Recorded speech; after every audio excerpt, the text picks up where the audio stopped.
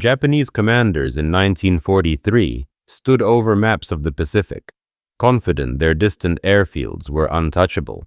The Americans had no bomber with the range to reach them. Geography was their fortress. Thousands of miles of open ocean protected bases at Truk, Rabaul, and the Carolines. Then one morning, sirens wailed over Truk Lagoon. The sky filled with the drone of engines that shouldn't have been there. Runways erupted in flame. Fuel depots ignited. Zeros scrambled too late.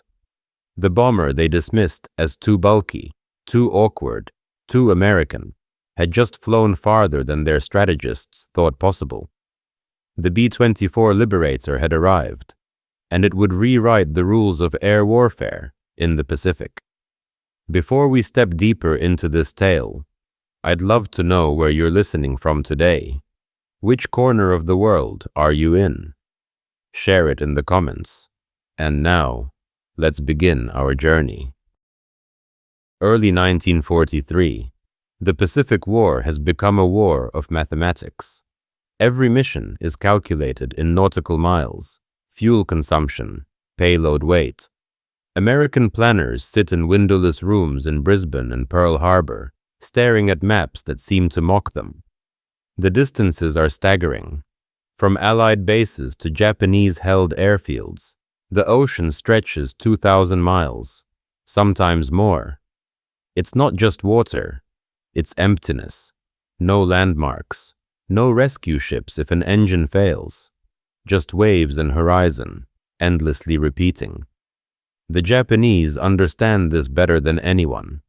Their strategists have built an empire on distance. Rabaul, fortified and bristling with fighters. Truk Lagoon, the Gibraltar of the Pacific, where the combined fleet shelters behind coral walls. The Caroline Islands, a constellation of airstrips that extend Japan's reach and shrink America's. These bases are not just military assets, they are sanctuaries. The High Command in Tokyo believes no American bomber can touch them. The B-17 Flying Fortress, famous and beloved, has the reputation, but not the legs. It can strike targets within a certain radius, then it must turn back. Beyond that radius, Japan operates freely. But in factories across America, another bomber is rolling off assembly lines. It doesn't have the B-17's fame. It doesn't inspire songs or knows art competitions. Crews who fly it for the first time often hate it. The B-24 Liberator is boxy, graceless, difficult to control. Its fuselage looks like a freight car with wings bolted on. The cockpit sits high, visibility poor. The flight controls are heavy, unforgiving. In turbulence, it bucks and shudders. Pilots call it the Flying Boxcar, and not with affection. Some call it the Flying Coffin. It is not a plane that wins hearts. Yet it has a secret hidden in its wings. While the B-17 uses a conventional wing design, thick and sturdy, the B-24 carries something different. The Davis wing. Named after its designer, David Davis. It is long and narrow, almost delicate in appearance. It looks wrong, like it shouldn't be able to hold up a 4-engine bomber loaded with fuel and bombs. But the Davis wing is an exercise in aerodynamic efficiency. It generates lift with minimal drag, slicing through air rather than pushing against it. This means the B-24 burns less fuel for every mile traveled. And in the Pacific, where every gallon matters, that changes everything. American engineers know what they have, even if the crews don't yet. The B-24 can carry a respectable bomb load farther than any other heavy bomber in service. Not by a little, by hundreds of miles. Enough to reach targets the Japanese have written off as safe. Enough to turn untouchable into vulnerable. But knowing a plane can fly that far and actually doing it are different things. The Pacific is unforgiving. Navigation over open ocean requires precision. A few degrees off course and a bomber formation can miss an island entirely, flying until the fuel runs out and the engines quit, one by one, over empty sea. Training begins in earnest. Crews arrive at bases in the South Pacific, young men from Kansas and California and Georgia, most of whom have never seen an ocean before the war. They learn to trust their instruments when there is nothing else to trust. They practice long over-water flights, learning to read the stars, the wind, the faint shadows of clouds on distant water. They rehearse emergency procedures for engine failure, for fuel leaks, for navigational errors that could strand them 1,000 miles from help. The missions they are preparing for have no margin for error. There will be no second chances. The B-24 squadrons grow quietly, without fanfare. While the B-17 units in Europe capture headlines, the Liberator crews in the Pacific go about their work in relative obscurity. They are not flying over occupied France with fighter escorts and clear targets. They are flying into voids on the map, toward islands most Americans have never heard of, against an enemy that does not believe they can arrive. The planes are loaded with fuel until the wings sag. Bomb bays are packed. Every ounce of weight is calculated. There is no room for extra ammunition, no space for comfort, just fuel, bombs, and the crew. In Tokyo and Rabaul, Japanese intelligence officers review reports. They know the Americans have the B-24. They have seen reconnaissance photos, but their analysts dismiss it. Yes, it has range, but to reach the forward air bases, it would need to fly distances no bomber has attempted operationally. The risk is too high. The Americans would lose too many planes. It is, the reports conclude, not a serious threat to the inner defensive perimeter. The air bases will remain secure. Fighters can stay concentrated. Supplies can flow without interruption. The math, they believe, is on their side. But the math is about to change. Across the Pacific, in makeshift airstrips, hacked out of jungle and coral, B-24 crews are running final checks. Engines cough to life. Propellers blur. The sun is still below the horizon. They will fly in darkness, navigate by stars, and arrive at dawn. The Japanese are not expecting them. They have no reason to, and that is precisely the point. The Davis wing changes everything, though few understand it at first. Designed by David Davis in a wind tunnel in California years before the war, it is a gamble made of aluminum and mathematics, long and thin, with a high aspect ratio that slices through air rather than fighting it. It generates more lift per square foot than any wing in production. Drag stays low. Fuel consumption drops. The result is an aircraft that can carry 5 tons of bombs across 2,000 miles of open ocean and still have enough fuel to come home. No other heavy bomber in the world can do this. Not the B-17, not the British Lancasters, not anything the Japanese fly. The wing is the secret, and the secret is about to be deployed. American planners in Brisbane and Hawaii study maps with new eyes. Targets that were previously marked in red, unreachable, now shift to yellow. Possible, then green. Viable. Rabaul, the fortress of the Bismarck Sea. Truk Lagoon, the Gibraltar of the Pacific. Woleai. Palau, the Caroline Islands. All of them are now within range if the Liberators fly light on guns, heavy on fuel, and navigate perfectly. There is no room for error. A single degree off course over 1,000 miles of water means missing a tiny island entirely, running out of fuel over empty ocean, vanishing without a trace. But the potential is undeniable. If they can reach these bases, they can cripple Japanese air power where it stages, where it refuels, where it believes itself untouchable. Crews begin training in earnest. Navigation becomes everything. Celestial navigation at night, dead reckoning over featureless water, radio silence to avoid detection.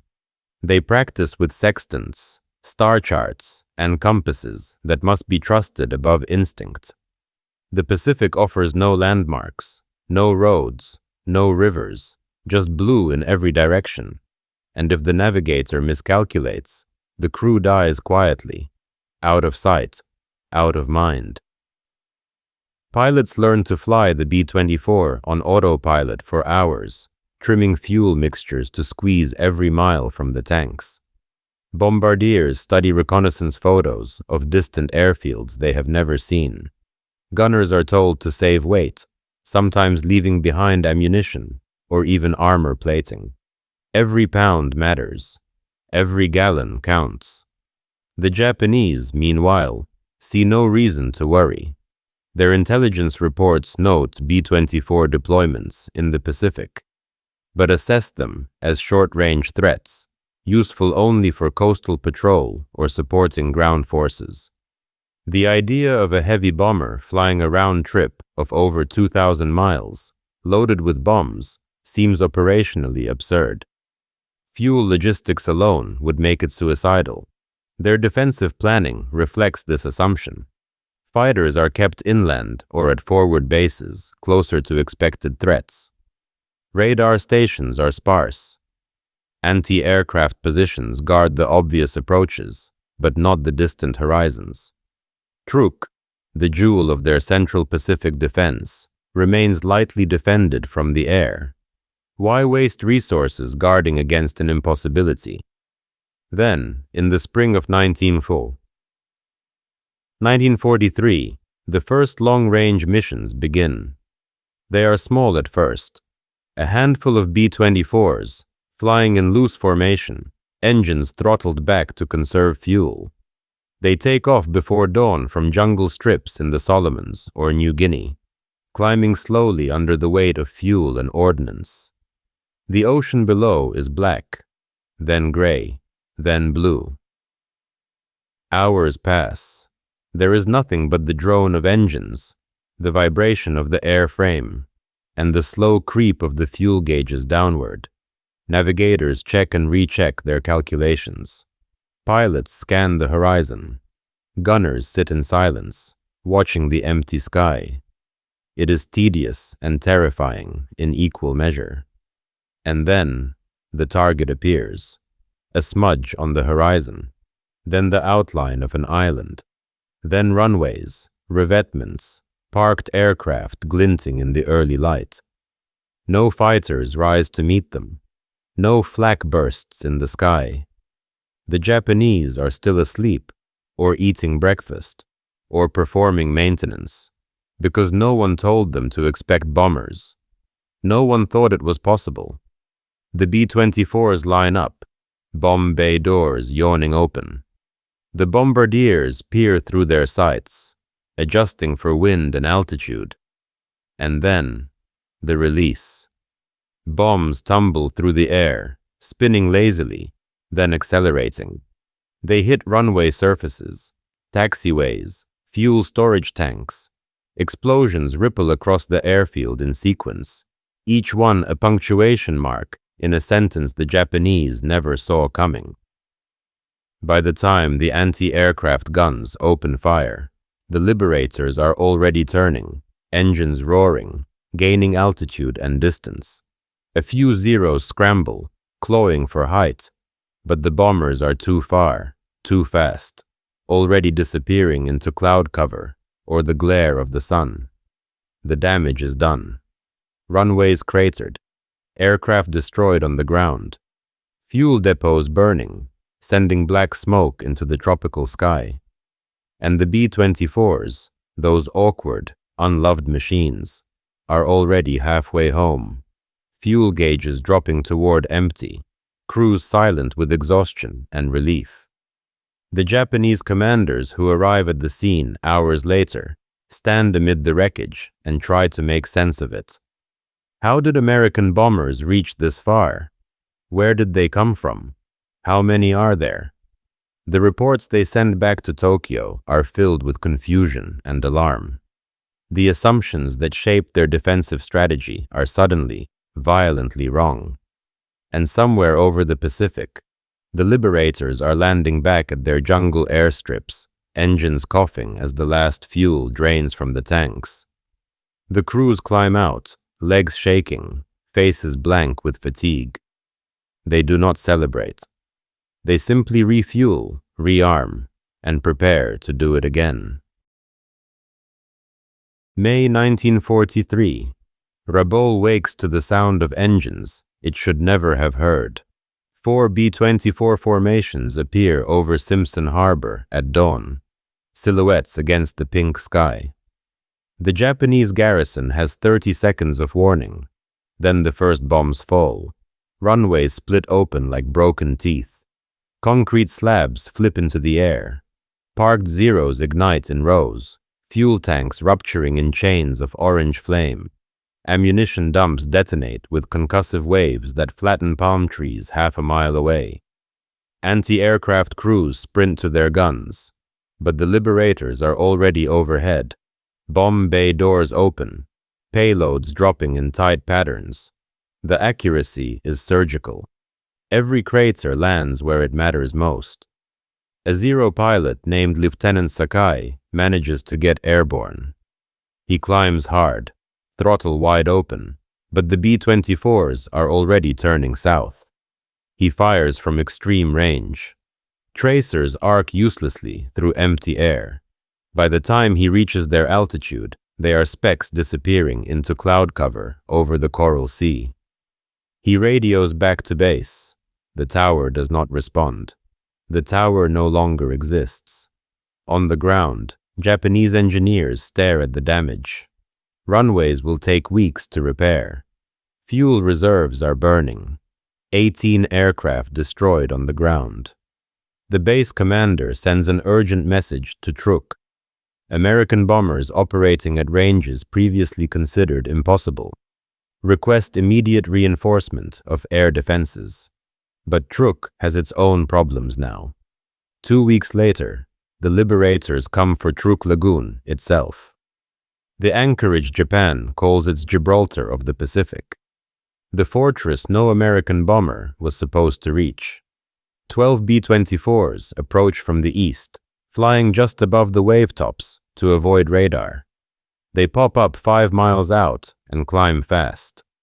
The lagoon spreads below them, glittering and deceptively peaceful.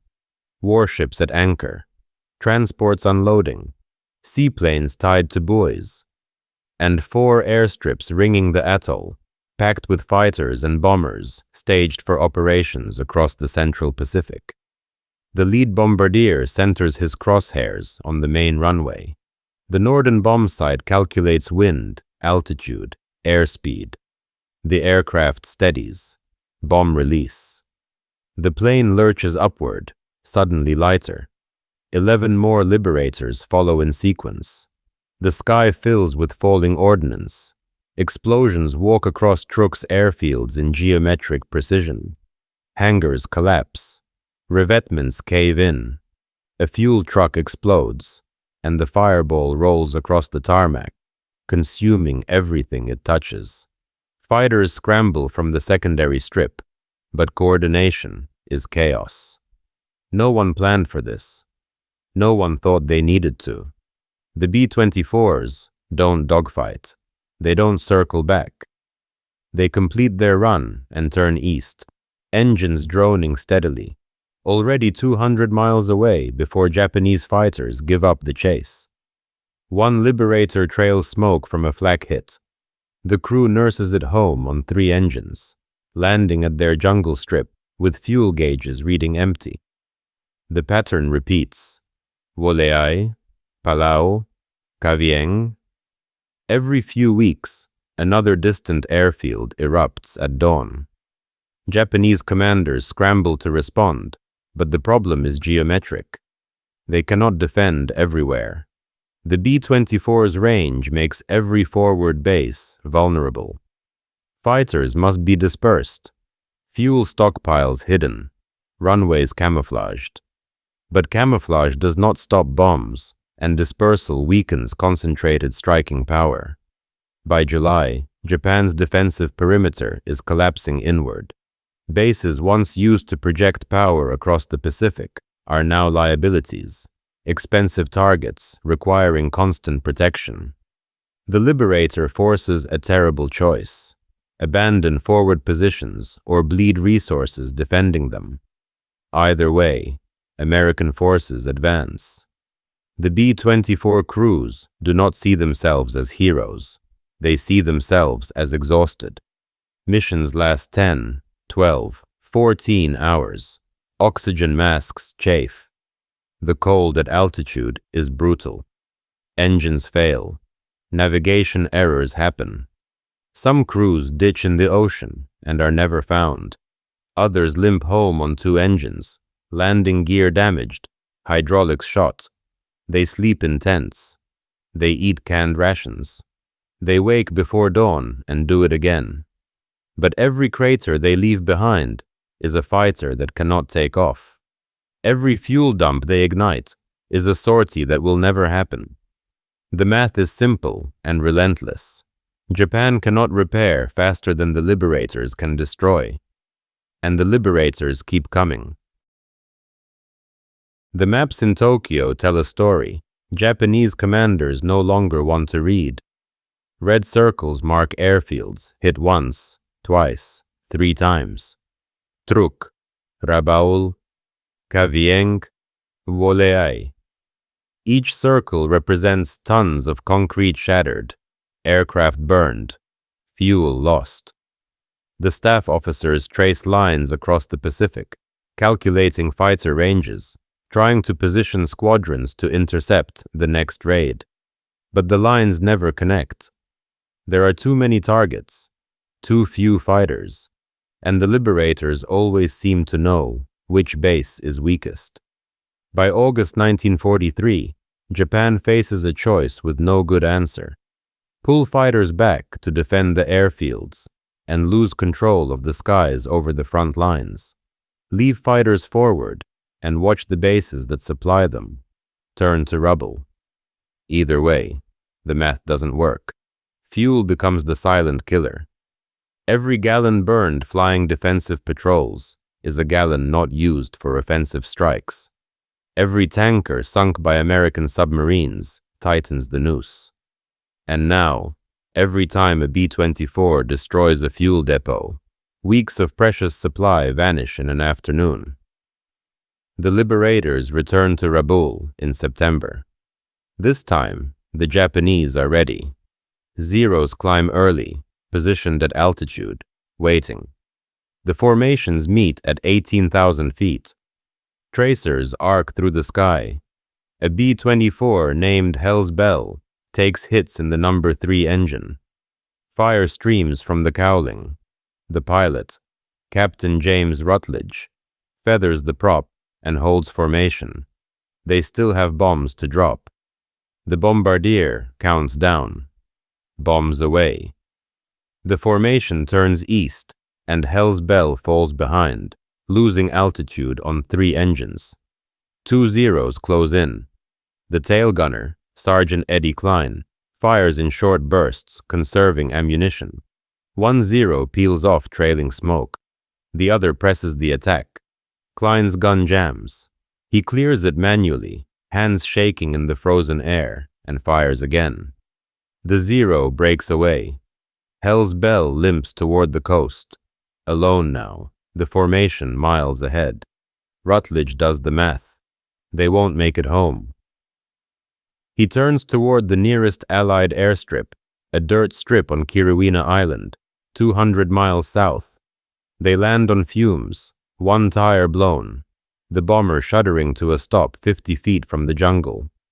The crew climbs out in silence. They were lucky. Others weren't. Across the Pacific, other crews faced the same brutal arithmetic. A B-24 named Patches disappears over the Bismarck Sea, last seen descending into clouds with 2 engines out.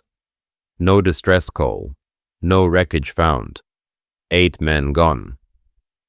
At Munda airstrip, a Liberator named Sadsak returns with the co-pilot dead, the navigator wounded, and holes through both wings. The pilot lands it anyway. They patch it up and fly again, 3 days later. The Japanese try everything. They move anti-aircraft guns to every airfield, ringing the runways with flak. They position fighters on alert, engines warm, pilots waiting in cockpits. They lay smoke screens and build decoy aircraft from bamboo and canvas. Some of it works. The losses mount. In October, 5 Liberators go down in a single week. But the raids don't stop. For every B-24 lost, 2 more arrive from the States. American production is a flood Japan cannot dam. By November, Japanese airfield commanders begin filing reports that read like confessions. Runways cratered, inoperable for days. Fuel reserves critically low. Aircraft losses exceeding replacements. Morale declining. The requests for reinforcements grow desperate. But Tokyo has no reinforcements to send. The fighters are needed everywhere. The fuel is running out. And the Liberators keep coming. In the ready rooms at Munda and Guadalcanal, B-24 crews don't talk much about glory. They talk about engine temperatures and fuel mixtures. They talk about the navigator who saved them when the clouds closed in, or the gunner who kept firing with frostbitten hands. They don't call themselves heroes. They call themselves tired. But every morning, they climb back into the boxcar-shaped bombers and fly toward targets that were supposed to be untouchable. The B-24 is not elegant. It is not beloved.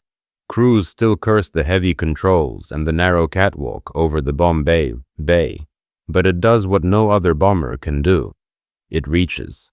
And in the Pacific, reaches everything. The Japanese planned for a war of distance, where geography would shield them. The Liberator turned that geography into a trap. Every forward base Japan built to project power became a target they couldn't defend. Every airfield they relied on became a liability. By the end of 1943, the defensive perimeter Japan fought so hard to establish is collapsing inward. Bases at Truk and Rabaul, once symbols of Japanese dominance, are now besieged, outposts consuming resources they no longer generate. The Liberators didn't win the Pacific War alone, but they made it unwinnable for Japan. And they did it one cratered runway at a time. By early 1944, the strategic map of the Pacific has been redrawn not by admirals or generals, but by a bomber most people have never heard of. The B-24 Liberator has been flying missions for nearly a year, and the cumulative effect is undeniable. Japanese air bases that once projected power across thousands of miles now sit isolated, their runways pocked with craters, their fuel reserves exhausted, their fighter squadrons pulled back to defend what remains. The fortress of distance has collapsed. At Rabaul, once the anchor of Japan's southern defense perimeter, American reconnaissance planes photograph a graveyard. Wrecked aircraft line the taxiways. Bomb craters overlap like a patchwork quilt. The base that launched hundreds of sorties against Guadalcanal now struggles to launch a dozen. Truk Lagoon, the so-called Gibraltar of the Pacific, has been neutralized without a single Marine setting foot on its shores. The Liberators did it from the air, mission after mission, until the base became more liability than asset. Japanese commanders quietly begin evacuating personnel and equipment, abandoning positions they swore to hold. The Davis Wing, that odd narrow design engineers once questioned, has become the defining feature of American air power in the Pacific theater. It gave the United States something no amount of courage or firepower could provide: reach. The ability to strike anywhere, anytime, regardless of how far the enemy thought they were safe. Japanese planners had built their entire defensive strategy on a simple assumption: that distance would protect them long enough to fortify, to dig in, to make every island a costly battle. The B-24 made that assumption obsolete. By mid-1944, as American forces island hopped toward the Philippines, they find Japanese airfields already crippled. Liberator squadrons have been there first, weeks or months earlier, turning runways into moonscapes and forcing the enemy to expend precious resources on repairs instead of operations. The bombers clear the way for the infantry, the Navy, the whole grinding machinery of the Pacific campaign. It's unglamorous work. No one writes home about cratering a runway, but it saves lives on the beaches below. The human cost on both sides is staggering. American B-24 crews have flown thousands of hours over open ocean, many never returning. Engine failures, navigation errors, flak, fighters. The Pacific swallows men and machines without ceremony. Japanese pilots and ground crews, meanwhile, have watched their air bases disintegrate under relentless bombing, their fuel disappear, their hope erode mission by mission. By the time the war enters its final year, Japan's air force is a shadow. Its forward bases abandoned, its defensive perimeter shrunk back almost to the home islands. The Liberator never achieved the fame of the B-17 Flying Fortress, which fought in the skies over Europe and captured the public imagination. It never had the prestige of the B-29 Superfortress, which would eventually drop the atomic bombs. Crews didn't love it. Mechanics cursed its complexity. Pilots complained about its weight and handling. But none of that mattered in the end. The B-24 did the job no other bomber could do. It flew farther, carried more, and kept flying when everything else fell short. In the vast emptiness of the Pacific, where the nearest friendly airfield might be 500 miles away, and the enemy 1,000 miles beyond that, range was survival. Range was victory. The Davis Wing gave American forces the ability to project power across an ocean, to make the impossible routine, to turn Japan's greatest defensive advantage into its greatest vulnerability. Geography had always favored Japan in the Pacific. The B-24 Liberator made geography irrelevant. By the time the war ends in August 1945, more than 18,000 B-24s have been built, more than any other American military aircraft in history. They've flown in every theater, but it's in the Pacific where their impact is most profound. They turned untouchable air bases into ruins. They forced an empire to retreat.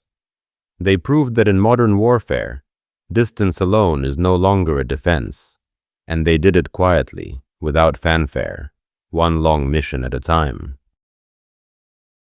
The B-24 Liberator never appeared on propaganda posters. It never inspired songs or became a symbol of American might. Crews didn't paint love letters on its nose the way they did with fortresses.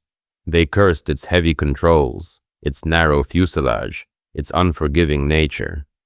But when the mission required flying farther than anyone thought possible, when the target sat beyond the edge of the map, when geography itself seemed like the enemy's best defense, the Liberator was the only answer. It didn't need to be loved. It needed to reach. And it did.